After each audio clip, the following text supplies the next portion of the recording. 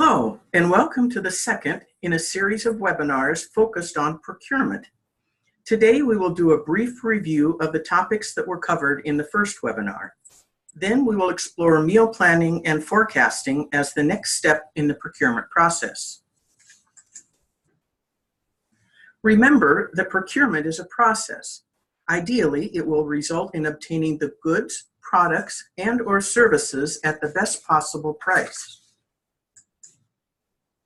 You must go through the procurement process whenever you make a purchase, no matter how large or small. As a sponsor of a USDA child nutrition program, you are receiving federal funds based on the meals or snacks that you serve. There are many rules and regulations you need to follow in order to receive federal funds. Today, we are focusing on procurement. The USDA requires that there be free and open competition in the procurement process. This ensures that materials and services are obtained efficiently, economically, and according to all requirements. In the last webinar, we discussed the steps for procurement and detailed what they mean. If you'd like to review what we talked about last time, please visit the CACFP Training Modules webpage. We discussed developing your procurement procedures. This is the story of how you do procurement, including who does the purchasing and the rules around purchasing. We also discussed various resources for you to use and where to find them, what a procurement procedure plan is and what it does for you, what a code of conduct is and why you need one, and why using minority and women-owned business enterprises is beneficial. We also briefly discussed the second step in the procurement process, determining what you need and how much you need. Let's dive deeper into the second step in the procurement process, forecasting and planning. Listen to this story, and then I will have some questions. Peter Planner likes to plan. He does his shopping on Monday evenings. Before he goes to the store, he does some planning. He plans his menu for the week, checks his pantry and refrigerator to see what he has on hand, looks at the store ads, gathers his coupons, and writes a list. After dinner on Monday evening, he goes to the store with his list and coupons and does his shopping. Rita Random likes to wing it. She shops when she gets around to it and often picks up something at the convenience store at the gas station. Last week, she had to dump out a full gallon of milk. I guess she shouldn't have bought 3 gallons, even if it was on sale. She threw out something slimy from her produce drawer. She was going to start making and taking salad for lunch, but she didn't have any salad dressing. She got rid of some cheese that was growing fuzz, kind of forgot that she had it. She grabs fast food a few more nights than she cares to admit, because there's nothing to eat at home. Questions. Who do you think spends more for food? Who wastes more food? Who has the greatest potential to eat more nutritious and delicious meals? And the biggest question of all, who would you want to be responsible for your food dollars? As we mentioned, the forecasting and planning step is really about understanding what you need, how much you need, and staffing or equipment needed to meet your needs.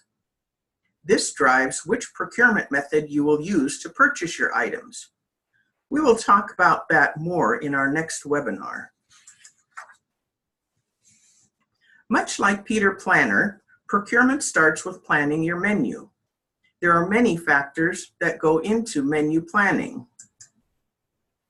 The most important factor is ensuring that your menu meets program regulations. In choosing items to put on your menu, you must consider which meals or snacks you are serving and what type of meal preparation facilities you have.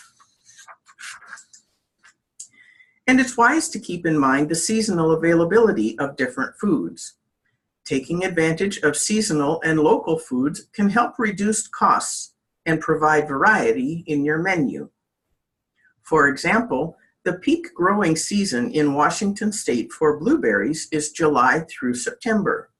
You may want to serve fresh blueberries during those months and use frozen blueberries during the rest of the year.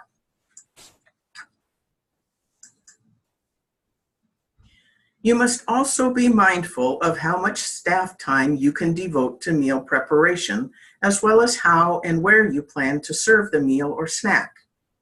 In addition, you have to take into account what type of equipment you have to prepare and serve the meal or snack. Planning a meal or snack that is child-friendly, nutritious, and eye-appealing while thinking about all of the above and staying within your budget is your goal.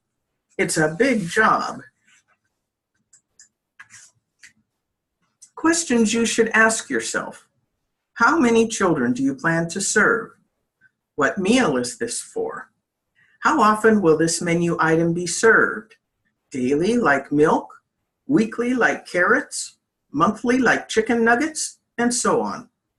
Being able to forecast what your menu needs are ensures you will have what you need when you need it. Menu planning and forecasting will be easier if you use a cycle menu, one that repeats every 2 weeks, every month, or longer.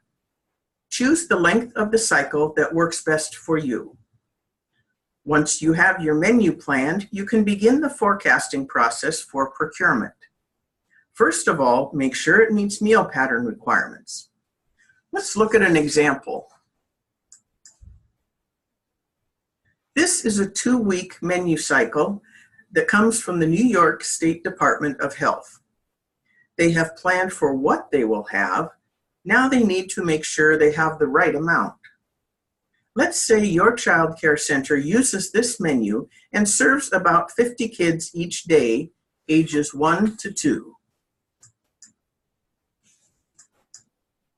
For every 2 weeks, you're offering milk 21 times, 10 times at breakfast, 10 times at lunch, and 1 time as a snack. And you are offering a hamburger on a whole wheat bun 1 time at lunch. You are serving 50 children, so how much do you need to buy? The link on the screen will take you to a page of resources, including USDA's Food Buying Guide. This food buying guide can be a great tool for you to use at work or home. Let's show you how and look at what the food buying guide says for milk products. When you look in the milk section of the food buying guide, here's what you'll see. This guide allows you to view the purchase unit, determine the serving size for the item, and see how many servings you will get. For our example, your serving size for all meals and snacks is a 1/2 cup of milk. Going down the list, we can compare items that meet our needs. For students who are 2 years old, the serving size for fat-free or low-fat milk is a 1/2 cup for all meals and snacks. We have pulled 3 items from the food buying guide to compare that meet this requirement. The difference between the 3 items is the purchase unit, which is the size of the container that the milk comes in. The chart tells you how many 1/2 cup servings are in the purchase unit. Once you have decided on the purchase unit you want to use, you can look at the number of servings in the purchase unit and then calculate how much you need to buy based on the number of servings you need. Ask yourself, how do you want to purchase and serve this item? Do you prefer to use a single-serve 1/2 cup carton or pour the milk from a quart or gallon container? Is buying milk in a gallon container less expensive than buying 4 individual quart containers of milk? What is the most cost-effective way to buy milk that meets your storage and serving needs?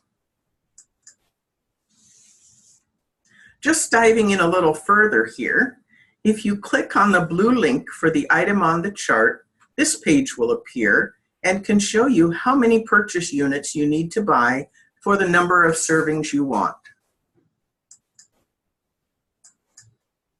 Let's go back to our example. You feed 50 children Monday through Friday every week. How much milk and hamburger meat do you need to buy for your 2-week cycle? You will need 21 servings of milk for this cycle for each child. So 21 servings times 50 children totals 1,050 servings of milk. Let's look at how we can serve it.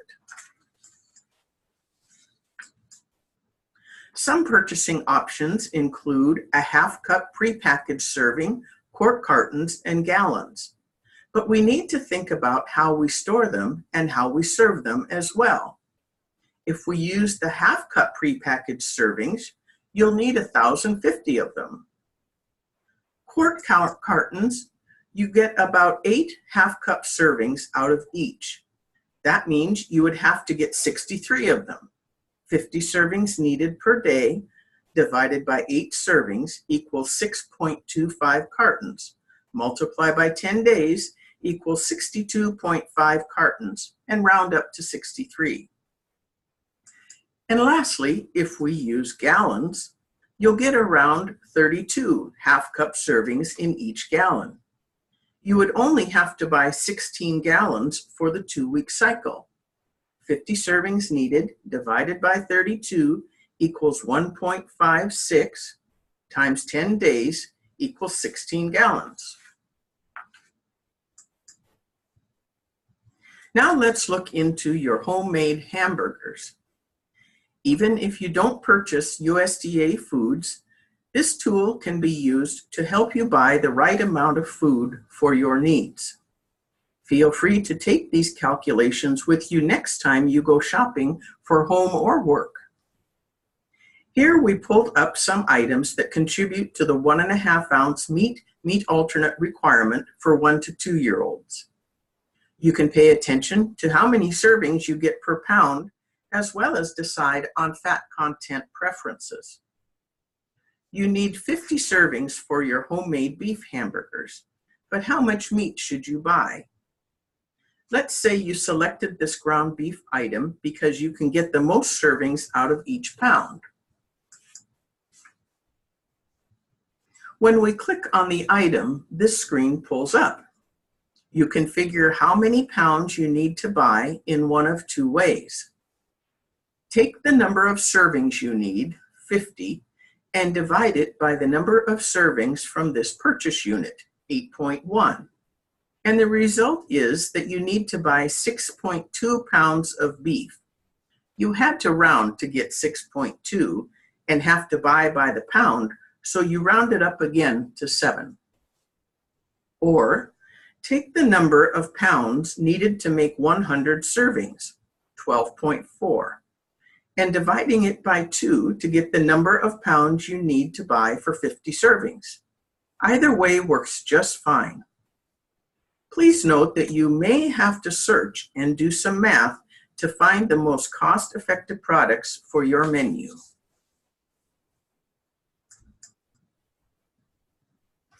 There are many things to think about when planning and forecasting your meals. Just remember that starting with a menu that contains reimbursable meals and/or snacks is the beginning, and that cycle menus can help make planning and forecasting easier. Planning and forecasting involves knowing what you're going to serve, defining the menu items using specifications, knowing how much you are going to serve, and how often you'll be serving it. It also involves checking stock on hand and determining how much you need to buy. This will prepare you for the next step in the procurement process, selecting the proper procurement method, which we'll talk about in our next webinar. Planning and forecasting can help you save time and money. It can result in a menu that is appealing, cost-effective, and nutritious. And it will enable you to comply with the procurement and program regulations for child nutrition programs. What do I need to think about? Think about how you go about buying the food for your program. Are you planning far enough in advance? Do you know what you're going to serve and how much you need to purchase? Do you check your stock on hand before purchasing more food and supplies? Do you check your storage space, refrigerator, freezer, and dry storage to see how much room you have? Do you adjust your menu to take advantage of seasonal availability and quality foods that are at the best price? Have you identified exactly what you want to buy? Answering these questions will help you become an expert at planning and forecasting. Thank you for joining us today. For more information, please visit the Procurement page and your program page on the OSPI Child Nutrition Program website. Please watch our next webinar when we will talk more about procurement and selecting the proper procurement method.